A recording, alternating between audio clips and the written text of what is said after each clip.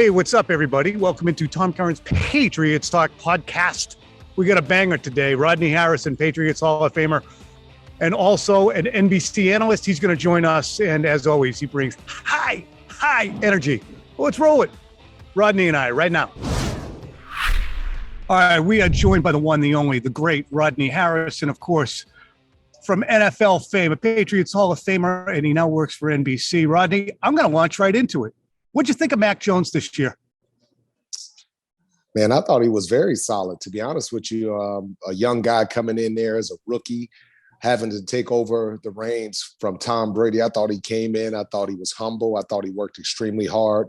I thought he gained the respect of the locker room. And it's so hard to do, you know, not only as a veteran player coming in there, but as a rookie trying to establish yourself and you know, it maybe change the perception of what people may have about you in college when you're in college. You know, you win a national championship, you come in, you got to prove yourself.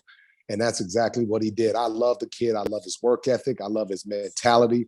And the one thing I would say, Tom, is he needs to work on his body physically. He has to get stronger. He has to, you know, because he looks weak and he looks frail. After this off season, he should come back at least 10 pounds heavier, you know, because that'll help him down the road in the season.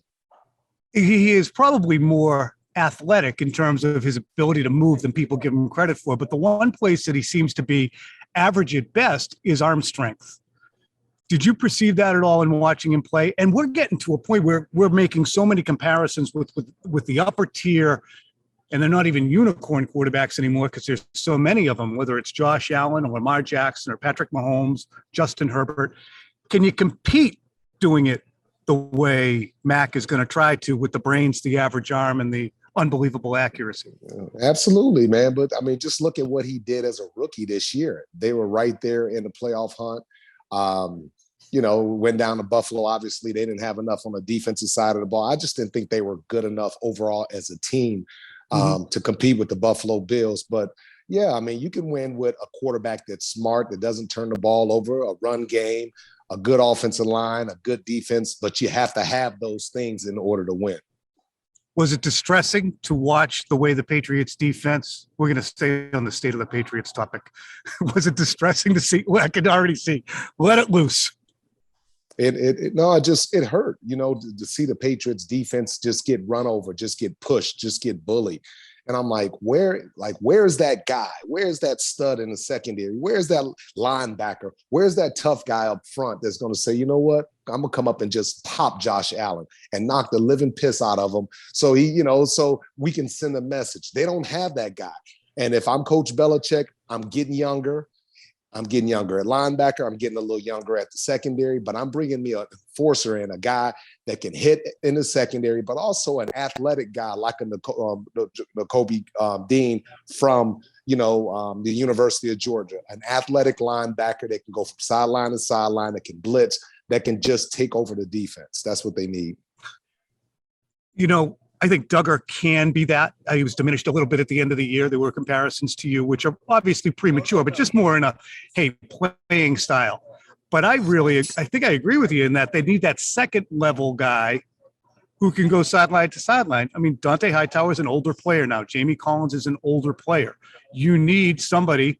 Micah Parsons doesn't grow on trees, but is that kind of what you're driving at? Yeah, I mean, you need an athletic linebacker, someone that can come in, like the kid from Georgia, like I talked about. Yep. Someone that can come in right away and play. And not only play, but play at a high level and take over that defense and show a level of enthusiasm, show some speed, some athleticism. That's what the Patriots need. When you watch them, they look slow. And it's nothing worse than a slow team that's not a very super tough team, that's not a very physical team. So, if it's me, if I'm Coach Belichick, I'm focusing on bringing some of those dogs. I got to get me a dog up in that huddle, somebody that's going to grab somebody that's not afraid to get in everybody's face. Hell, somebody that might take a late hit, and it might be 15 yards, but so what? You send a message. You know, I just need that guy. Yeah, I mean, as I told you soon after you joined the team, you are a player who I would have happily paid the price of admission to watch because there was always chaos around you, and the other team knew that as well. I'm wondering, too, we've seen such an outflow of brain power from the Patriots, whether it be coaching staff with Dante Scarnecchia, Ernie Adams leaving, Ivan Fears may leave soon. He's getting older. McDaniels is gone. Ziegler is gone. Caserio is gone. Does that leave a dent? Does that leave you concerned about the future and the end of Bill's tenure? Well, obviously he's in the autumn of his career. Well, I mean, obviously when you have a lot of success, guys are going to get opportunities. You know that. For me, Bill's structure, he's going to continue to implement his son and some of those younger people. And I'm not really worried about it because those guys will fall in line, but it's definitely going to affect not only just the football team immediately, but the organization long term. If you don't get those guys in there, I don't care how much experience you go out and get, you still have to have the continuity. They still have to know how your system works. So it's going to be a bit of a transition, but I do believe that Coach Belichick, he's going to hire, capable guys around him. Heck, he might be hiring Brian Flores as the defensive coordinator again. I would give him another opportunity. Why not if he doesn't get a head coaching job? That to me is a question that looms over Brian Flores' situation, is because he's filing suit against the NFL entirely. It makes it a little bit radioactive until it's resolved. Additionally, Brian complained about Bill's involvement in helping the Daboll. It was part of his suit, that Bill was helping Daboll actively to get the job. What's your feeling on the overall Daboll suit, on Flores' suit that he brought last week?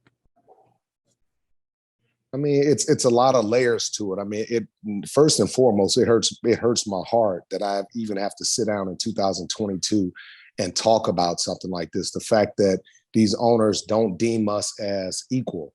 That's all it comes down. They look at us and they say, well, this black man, he's not capable of doing the same job as this white man. And we just don't get the opportunities. And it's frustrating. I don't care whether it's media, whether it's football, in all walks of life in corporate America, we just don't get the same opportunities. And it's hurtful.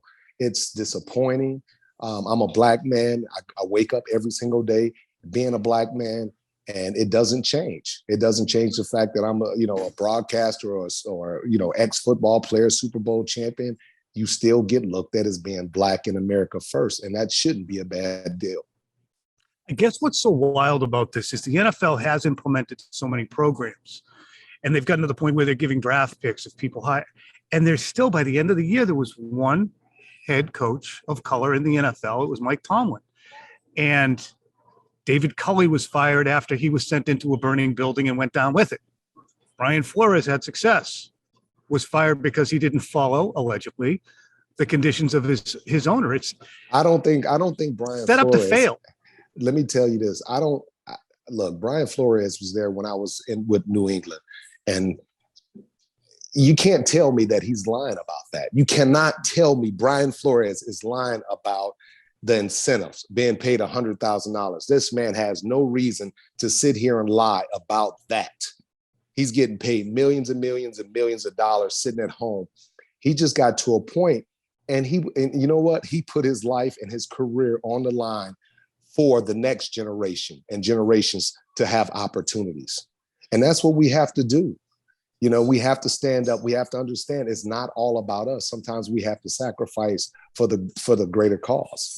And, Brian Flores, he's not an ass kisser. You're asking Brian Flores to tank games. He's not going to do that. And what owner would have respect for a guy that would actually do that? That's not in his DNA. So and then you fire a guy that you want to beat Coach Belichick. He swept Coach Belichick in the division, but you still fire him. Why? Because he won't do certain things that you want him to do. He's a football coach, man. He's not going to put his name. He's not going to sell his soul for $100,000 a game. For black people, it's bigger than that, bro. You got to understand, we're trying to move the next generation. How can we have this league and we don't have one black owner? Now we have an opportunity. The Denver Broncos are up for sale. Why can't the league spearhead an effort to get the first black owner? So you know what, Denver? It's $4 billion.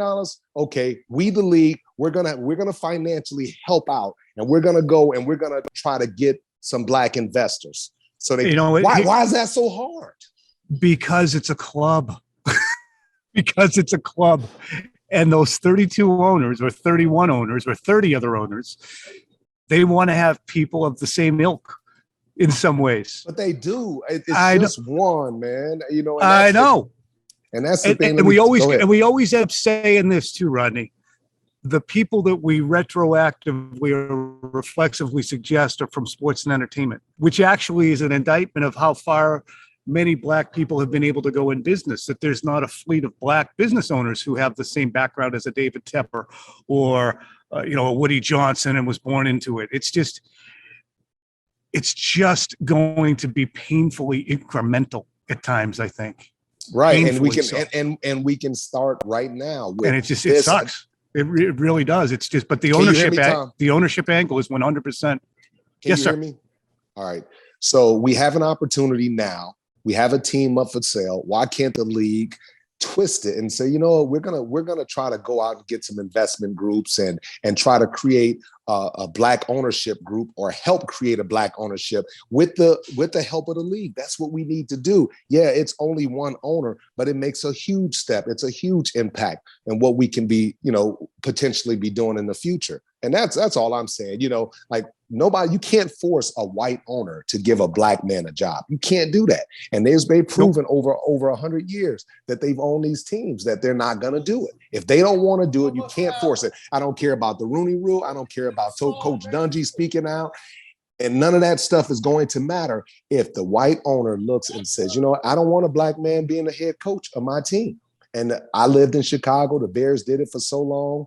They didn't want a Black coach. Then they finally got one. Then they didn't want a Black quarterback. Then they finally got one. It's just sickening, Tom. It's just sickening, and even on the level of broadcasting, on every level, it's just very, very disheartening. And it's, again, the incremental nature of it after so much is said, done, so many lapel pins, so many back of the helmet statements that are made, and the incremental losses. I mean, it's a step forward, 2 steps back. I don't want to take up too much of your time. Thank you for taking the time and being so passionate and insightful on that. I'm not being patronizing. Thank you for that. No, bro. No, you know how me and you talk. I do want to ask you this, though. We had a big sensation last week because Tom Brady, when he retired, put out a statement thanking the Buccaneers, thanking the folks in Tampa. Now, he gave a statement thanking the people here in New England in 2020. But people up here were agitated that Tom did not specifically thank them. And I think that agitation reached ownership level too. Robert Kraft felt badly. When you left the San Diego Chargers, that hurt. They didn't want you to play there anymore. And I think Tom felt similarly here in New England. Do you appreciate, what's your take on the whole? First and foremost with Tom Brady, he just made one of the biggest decisions of his life. And the Patriots fans have to understand, this man is torn. He's torn because I know deep in his heart, he still wants to play football, okay? But also he has that responsibility toward his family. So he wants to go to his family, but that aspect of football is still right there, So it's tough. And I would just say this to the people of New England. That man did everything he could, and I watched him, everything he could for New England to be successful. So don't judge Tom based off of tweet, off of an Instagram post, off of emotional response that he's gone through. Judge him based off of 20 years, the heart, the soul, the dedication, the commitment, the freaking wins, going out there when he wasn't 100%, time and time again, taking less money, making $15 million when he should have been making $25 million. Okay, that's how you judge Tom Brady. Don't sit back after he won all those championships and he sacrificed so much for the town, for the city, for the organization, and then judge him based off of one little incident like this. It's not fair to Tom because he's not that type of person. Tom doesn't do business like that. So however it came out, he wanted to thank Tampa. He wanted to thank New England. Just accept it for what it is. Tom Brady's heart. He's a good guy. How emotional this is. Exactly. That's all I'm saying, bro. So don't sit there and bust Tom chops and think that he's a bad person or he was trying to send subliminal messages. This is when you put 22 years into something, and he sacrificed more than that because it started back in college, not including all of the road that he went through in high school. Like, you give everything, man. You put your family on the back burner. You put your wife on the back burner. You sacrifice a lot. So all I ask is the fans is understand what that man has sacrificed and how much he loved you guys, because he would not have been able to win those championships without those fans yelling and screaming. And he loves those fans, and he respects the hell out of them. That's all my message is to those fans. I just wish you could have brought a little bit more energy and passion to our interview today, Rodney. You know what, man? Let me just say this, man. It's very emotional Super Bowl week, you know, and then to have this whole coaching thing and to be at this point where we have all these black players, but we don't have coaches that look like them on the sideline. Why do we always, as black players, have to run to the sideline and we see a white man there? Because he cannot understand, and it's nothing against you or anybody else, but you know, you can't understand what we've gone through, what we've been through. We just need more people like us. We gotta level the playing field. We just have to. Yeah, and it's hard because I think a lot of white folks hear the rhetoric and feel as if they're under attack when they presume, myself included, not that I feel under attack. You do try and speak out and have your feelings known as to the injustice that you see.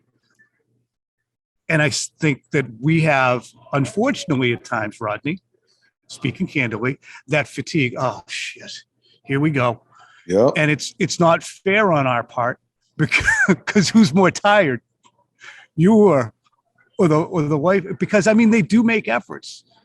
But if the outgrowth of the effort is to get down to one head coach, like once I saw Flores get fired, Cully got fired, I'm like, oh, they basically sacrificed him. And then when Flores get fired, I started going, oh no, it's one guy. And it's hard. I mean, whether it's Raheem Morris or, Steve Wilkes. Lovey Smith, Tony Dungy back in 2000, Art Shell way the hell back, Rodney. You were still around the NFL. You were playing at that point, starting when Art Shell was getting hosed after going 8-8. Jim Caldwell. They're too often black head coaches are too often sacrificed for some ambiguous reason of a step forward that's going to be taken that never gets taken. Yeah. That's why we have to start. That's why we have to go to the ownership level, and we have to start owning.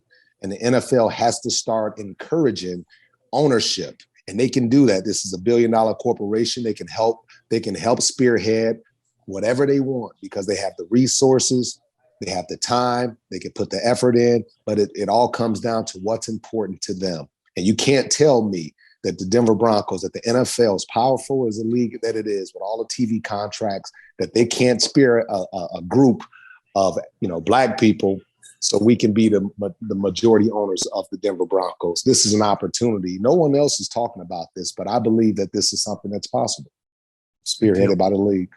So thank you for your insight on all of it. And we'll make sure that we give a great platform to it, my friend. Appreciate you. Hey, Tom, good to see you, brother. I'll see you Wednesday or Thursday when I get there, bro. All right. I look forward to it. Thanks, Rod. Thanks. Thank you, bro. All right. Great energy from Rodney. We appreciate his time, and we appreciate you guys listening. We will, of course, be back tomorrow, Tuesday, Quick Slants Day. So we'll have Quick Slants. We are going to get locked in with a former Patriots slot receiver who happens to live out here, who is a relentless individual. It's going to be a surprise, however. So it remains a surprise. Also, Mike Florio from Pro Football Talk will join us. We got plenty for you tomorrow. Look forward to talking to you then.